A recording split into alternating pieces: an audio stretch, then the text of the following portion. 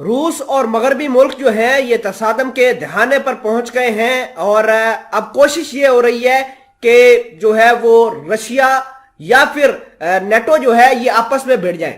اور روس کے صدر کے پریس سیکرٹری نے آج اعلان کر دیا ہے کہ ہم اپنی تیاری کر رہے ہیں، ہم خطرناک ڈرونز، میزائلز اور دیگر ویپنز کو ان کی پروڈکشن کو تیز کر رہے ہیں۔ روسی صدر کے پریس سیکرٹری نے یہ بھی کہا کہ روس اور مغرب تصادم کے دہانے پر پہنچ گئے ہیں اور انہیں ان حالات کا سامنا کرنا پڑے گا۔ یہ ایک بہت بڑی دھمکی آپ سمجھ لیجئے کہ رشیا نے نیٹو کو دی ہے، اور نیٹو نے بھی اپنی تیاریاں تیز کی ہیں۔ اگر ہم بات کریں دیگر معاملات کی تو باہوت شہر پر کنٹرول کے لیے شدید جنگ جاری ہے۔ رشیا اور یوکرین جگہ جگہ پر گولے برسا رہے ہیں، جگہ جگہ پر ڈرونز اٹیک کر رہے ہیں، جس کی وجہ سے جو معاملات ہیں وہ اور زیادہ بگڑ گئے ہیں۔ دوسری طرف جو جرمنی تھا، سب سے زیادہ تکلیف اس ملک کو تھی کہ وہ لگاتار یوکرین کو ہتھیار فراہم کر رہا تھا، لگاتار اپنے میزائل جو ہے وہ پولینڈ کے اندر لگانے کی کوشش کر رہا تھا۔ اب ہوا کچھ یوں ہے کہ جرمنی بھی بیک فٹ پر چلا گیا ہے۔ جرمنی کو پتا چل گیا ہے کہ ہتھیار اور اس کی جو اگریسیونیس ہے وہ رشیا کے خلاف کام نہیں آئے گی، لہٰذا اب جرمنی نے اعلان کیا ہے کہ ہم تو رشیا کے ساتھ ٹریڈ کرنا چاہتے ہیں، اچھے تعلقات بحال کرنا چاہتے ہیں۔ نیٹو کیا سوچتا ہے، امریکہ کیا سوچتا ہے، ہمیں اس کی کوئی پرواہ نہیں ہے۔ اس سے پہلے فرانس نے بھی اعلان کیا تھا کہ ہمیں نیٹو کے جو پالیسیز ہیں اس کے خلاف لڑنا ہوگا، اور امریکہ کی پالیسیز کے خلاف بھی لڑنا ہوگا۔ خیر، اس حوالے سے کچھ اہم چیزیں اور زیادہ آپ کے ساتھ شیئر کرتا ہوں۔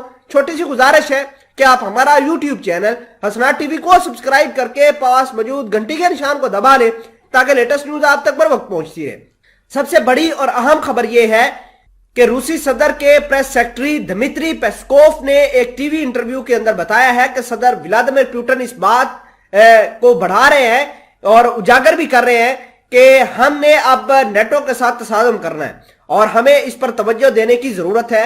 ہمیں طاقتور اور تحفظ کو برقرار رکھنے کے لیے ہتھیار بڑھانے ہوں گے، ہتھیاروں کی ترسیل بڑھانی ہوگی، اپنی سپلائی لائن کو بہتر کرنا ہوگا۔ ہمارا بڑا ہتھیار یورپ ہے، نہ کہ یوکرین، یہ خبر نکل کر سامنے آئی ہے۔ اس کے علاوہ دمیتری پیسیفک نے یہ بھی کہا کہ مغربی ممالک روس کو پسند نہیں کرتے، اور یہ حقیقت ہے، لیکن روس کو اس کی کوئی ضرورت بھی نہیں کہ وہ اسے پسند کرے۔ یاد رہے کہ روس یوکرین تنازع میں نیٹو اور امریکہ یوکرین کی بھرپور فوجی امداد جاری رکھے ہوئے ہیں، جس کی وجہ سے یوکرین تنازع کے حل کے امکانات کم ہوتے جا رہے ہیں، اور روس، نیٹو، امریکہ تصادم کے امکانات پر روز بڑھتے جا رہے ہیں۔ روس نے نیٹو، امریکہ جاری مداخلت اور روس پر حملے کی صورت میں ایٹمی ہتھیاروں کے استعمال کی دھمکی بھی دے رکھی ہے۔